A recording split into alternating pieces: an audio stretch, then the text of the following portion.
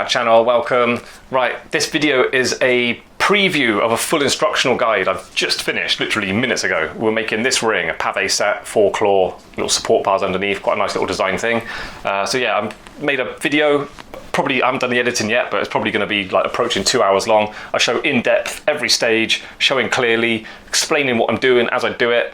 Talking about the tools, talking about different tools you can use, different techniques you can do as I'm doing it, the way I'm doing it. I explain why I'm doing it the way I'm doing it. Yeah, everything. Just really go in depth with my full instructional guides to really make a quality tutorial on how to make jewellery, because that's essentially what this channel's about. I don't believe what I know is available online readily, not to the quality I was expected to work whilst a professional.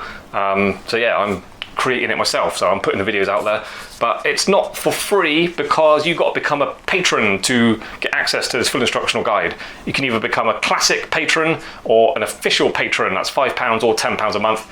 Official patrons, £10 is you get access to exclusive content, and then people messaging me, and I help people out with their own little projects and stuff as well.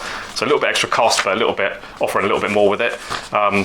Great value, very cheap, because not only this video, you get access to all of them I made. I think it's like coming up 30 videos now, so a whole load of my experience out on video, loads of tutorials, and just £10 a month. It's quite mad really how little I'm charging for that experience I'm sharing. So anyway, yeah, talking to patrons, I got a load of people to say thank you to, because full instructional guides, this one has taken me, it's like 10 days now I've been making it, and I haven't even done the editing yet, so it takes me a long time to do these full instructional guides. Right, Lee Chavez, Ellen Kirk, Lisa S. Lippy, we got Jasper Allen, Megan McKee, Zakan Israel, Enos Heno, Mark Fanway, Daniel McLaughlin, a new one yesterday, Carolina Mansilla. Thank you very much, guys. I really appreciate you becoming patrons. Patrons and their contributions to me really genuinely help me continue this channel and keep it going. So if you want access to what I've learned over the previous 20 odd years, because I don't believe what I've learned is available online or even in books. What I get taught as a professional in like high security workshops in these posh jewelers doesn't really seem to be taught outside of them. So I'm happy to be able to share what I've learned over the years on video. But yeah, it's nice to get a bit of financial contributions from people to enable me to pay for the tools and stuff, and actually get encouragement to continue doing it. Because yeah, without patrons or any kind of money at all, I probably wouldn't last that long, this channel. So anyway, yeah, cool. If you want to become a patron, there's links in the description, and you can follow that to go to the Patreon website, become a patron, or you can become a Diamond Mountain member, look for a join button. And then recently YouTube have enabled me to have a super thanks. So there should be like a little, I think it's a heart shape on the Diamond Mountain page. You can just click on that, and that's like a really easy, convenient way for people. I've even done it on other YouTubers' channels. You just click it, and then you can send them like £1, like £2, £5, £10, whatever you want. Just really quick and easy way to just give a little thank you, really. It's like just to appreciate if you learned something from one of my videos and it helped you out doing one of your own pieces, improved your skill, made you do a better job, then why not say thank you with a super thanks. Right, let's get into it. So I've got my marks on top, looking down on it.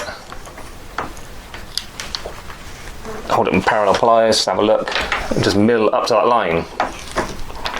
So mine's on the stick now. Mine's a size I kind of happy with now.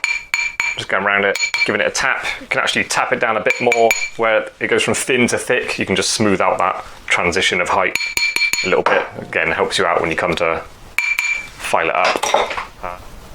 Cutting out a big gap out the side and a little step down. And then from there, just normal shoulders. So I'm going to start the same way I drew it in this middle section. This is just a very small ball burr, by the way. I've got my divider line I'm looking at, and just going to put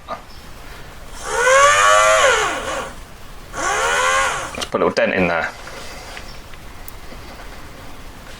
See what I've done there? I deliberately used a very small ball burr because it gives me a little bit of flexibility. Like if I go in, well, first of all, if I go in and I slip, I can then sort of pull it back across, and I haven't damaged any metal that isn't going to be drilled out for the stone. Okay, I think this is going to be good.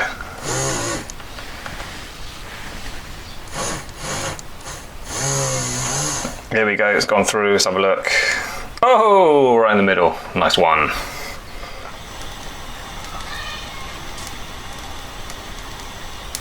Oh, go down, go down. Oh. Come across. Here we go. I think I got it. All right, that did actually solder quite well, I'm surprised.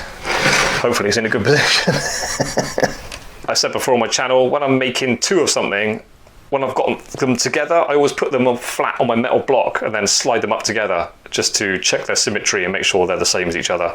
So yeah, you can't go too far wrong with a L shape. I mean, it's quite easy to do by eye, but I did actually use this to double check my angles. Yeah, you look at the silhouette of what you made and all the gaps around things and stuff. It really highlights if you made things a bit wonky. So I do this quite often. I hold things up to the window. Do the shoulders, different angles, heights differently. You can do. You could have a square section, bit of bar there if you wanted, or you can have a bit of a curve to it. Claws, you could have, if you're doing a square like princess cut one, you could have like V claws. You want to be a bit fancy. Easily convertible to doing this a round version.